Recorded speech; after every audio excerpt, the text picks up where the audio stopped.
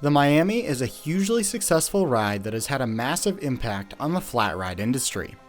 The ride emerged as a result of the forces at play in the European fairground scene in the early 1980s. At that time, the industry was dominated by a few German super manufacturers like Schwarzkopf, Huss, and Zierer. In this scene, small showmen and mini manufacturers were desperately trying to produce rides that could compete with the offerings of the much larger companies. The first ride that can be traced to the history of the Miami debuted in the early 1980s and was essentially a modified version of a flying carpet ride, with forearms that could tilt independently, allowing for a more erratic ride. No footage is known to exist of this ride, and it vanished after a few years. Around 1982, development began on a larger version of the ride. This would result in the 101 knots ride, originally featuring 2 lifting arms instead of the one we're familiar with today. This would evolve with time and eventually become the Huss Rainbow.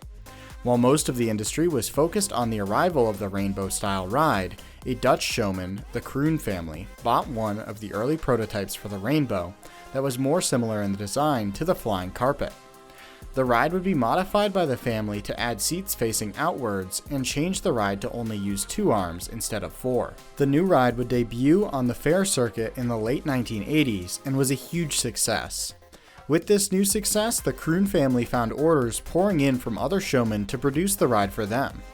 Due to this, the Kroon family founded KMG, now a well-respected ride manufacturer, to produce the new ride, now commonly called the Miami Trip. KMG would produce their first ride, the first production Miami Trip, in 1988. From this point on, the Miami would become even more popular. The ride has been liked globally for being thrilling while also being easy to transport. The ride itself is contained on just one trailer, both in the US and in Europe. Some showmen have stated that the ride practically folds itself up for transit. KMG states that the modern version of the Miami, now called the X Factory, can be set up in just 1 to 2 hours with 2 people. This design also lends the ride well to artwork, with most Miamis having their counterweight arms hidden by a backdrop.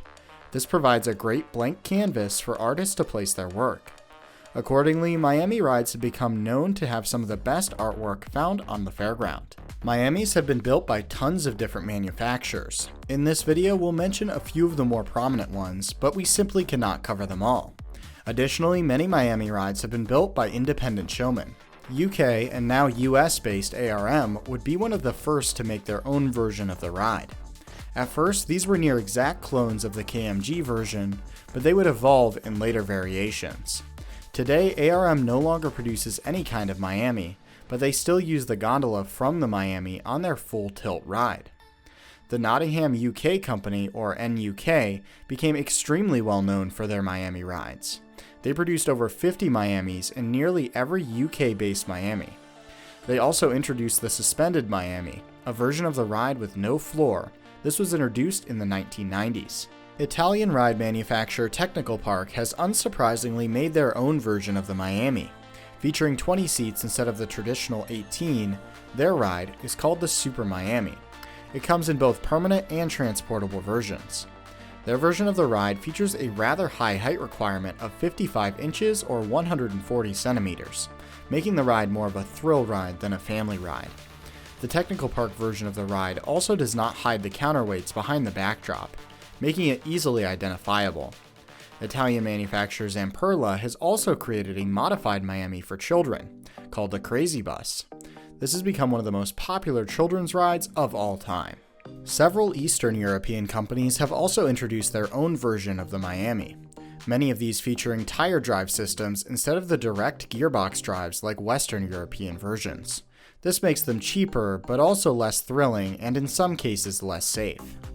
Finally, American/Chinese manufacturer Wisdom Rides at one point made a Miami. This was of similar design to the Technical Park version.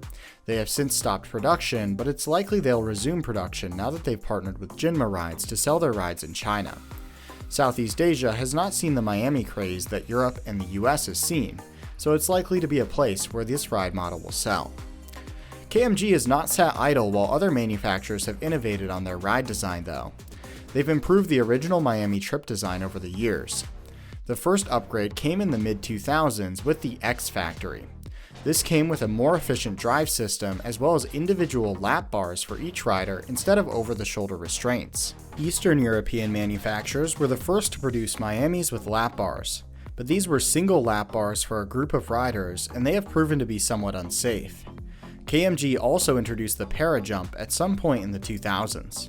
This ride uses the same basic design as the X Factory, except the counterweights are in front of the backdrop and there are 3 arms instead of 2. The largest change though is the seats, with the ride using 3 sets of seats taken from the KMG Speed, a booster style ride. This is designed to give riders a feeling of jumping and flipping.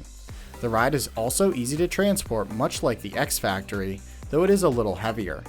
The ride's capacity is also reduced to just 12 riders due to the seating arrangement. There have been a few Miami ride accidents, the most prominent being rider ejections. KMG designed versions of the ride are perfectly safe.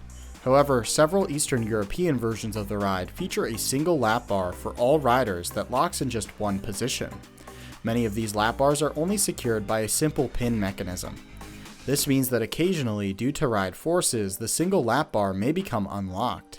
This has resulted in riders being ejected off the ride, causing serious injuries or even deaths. Videos of these incidents do exist, and I have one linked in the description. Overall, the Miami is one of the most successful ride designs in the last 30 years. From its original version with over-the-shoulder restraints, the ride that founded KMG, to the modern version made by several manufacturers, the Miami is sure to be a common sight on fairgrounds for years to come. Thanks for watching this episode of Flat Ride Friday. As always, if we got something wrong or missed something, please let us know in the comments below. If you would like to see the remaining episodes of Flat Ride Friday without having to wait, consider becoming a channel member. Thanks for watching and see you next week.